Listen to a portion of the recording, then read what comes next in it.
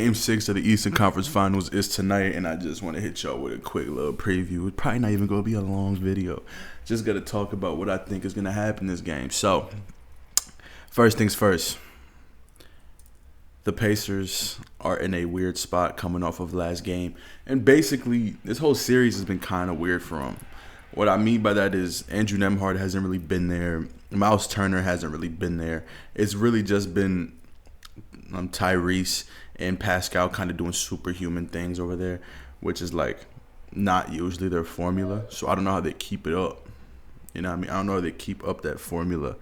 So I do kind of think they lose tonight, but that's something I'll talk about a little bit more in depth later. Another thing they need to see is another decision they have to make more like is, do you play Benedict Mathurin or do you play Nembhard in clutch time at this point? Because in the last 3 games, I have the stats.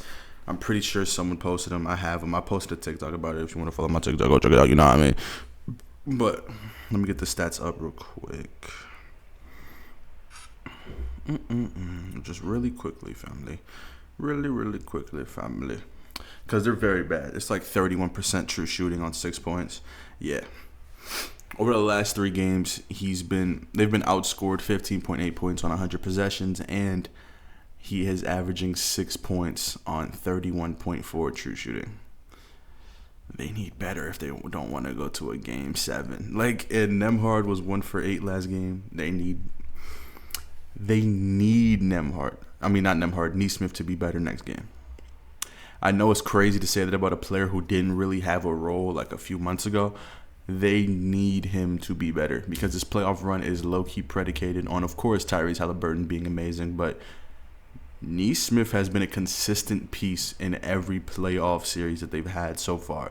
So for him to have the game he had last game and to see the way that the team just kind of faltered, it's kind of telling to me. But let me look up his stats through other series in comparison to this one, because his other series stats are fucking impeccable. I cannot lie, bro.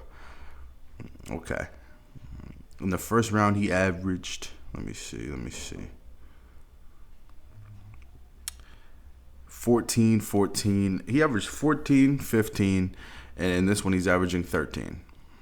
But his efficiency is down quite a bit when it comes to like his inside the three-pointer. He's been shooting amazing from 3 this whole playoffs though, which is something I didn't really expect from him. So shout out to him. He might get himself a bag in a few years. Let me see his contract right now.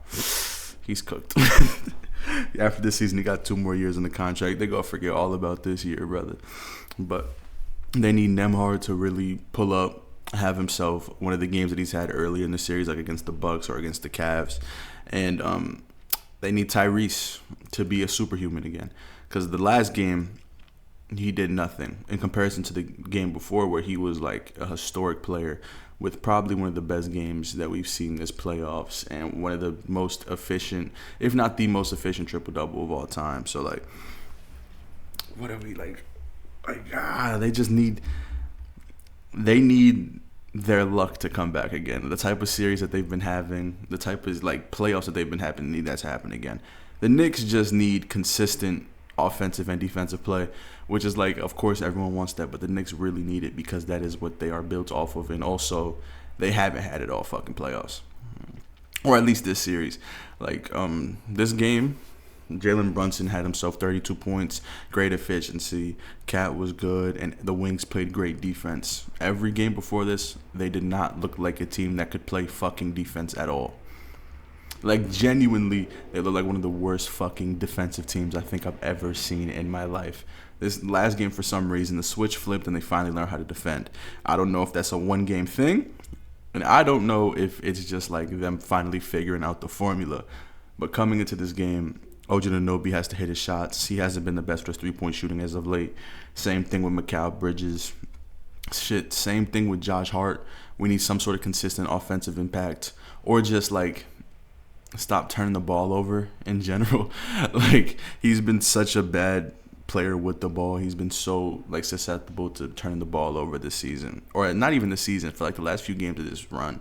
So it's like I don't even know what to say about that one. But when it comes to Indiana at home, did they lose at home? I think they might have lost 1 game at home. in this series so far. I think they might have lost game 3 or game 4. Oh no, they lost game 3. Home court advantage hasn't really mattered in this playoffs unless you're Oklahoma City Thunder. They've only lost one game. I think it was game 1 against the Nuggets. Bro, I don't know how to call it. I really don't know how to call this series. Let me check. Okay. Heading into this game, Cat is a little banged up, but he's still good enough to...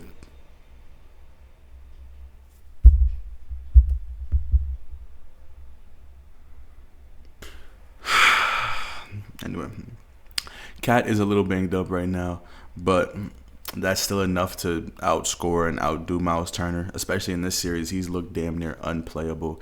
I wouldn't be surprised if Rick Carlisle just simply took him out the lineup for the next game. And I'm saying out the lineup, I'm saying not playing in clutch time moments or even in close game moments, because I just feel like he's not equipped enough to play in this game. He could prove me wrong and drop like a 30 ball, but he hasn't been good to me, bro. He just hasn't.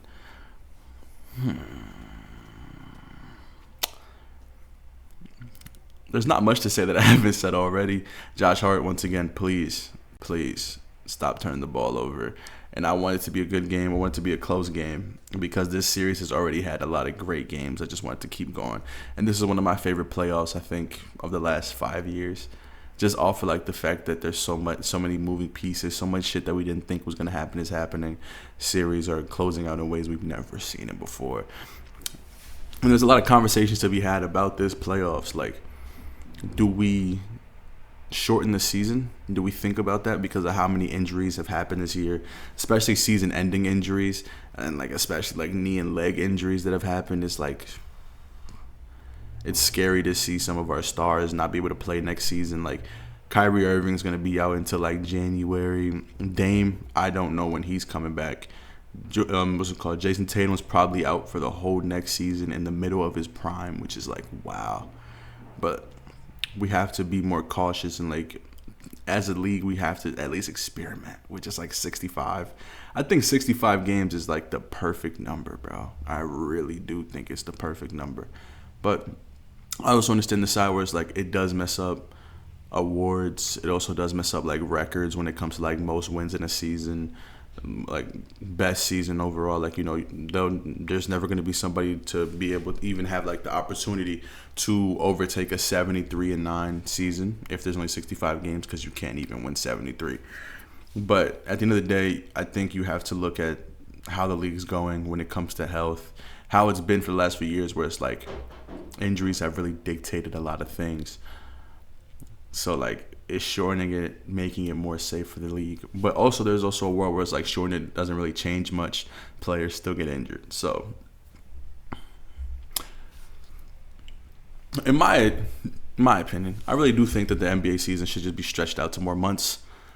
Shorter rest in the offseason, but longer rest within the season, because I think that the offseason is long, but I also do think that the recovery in between games during the actual season is so short that it does lead to more fatigue and injury. So instead of it being like one day in between each game, so it's not like game, day off, usually how it is, or there's double headers. There could be like 3 or 4 days where there's no game for this team, and then we continue to do it that way. More rest leads to more type of like less fatigue within the league and less like chances of injury due to fatigue. So yeah, it's just my idea though, but I doubt they do that shit.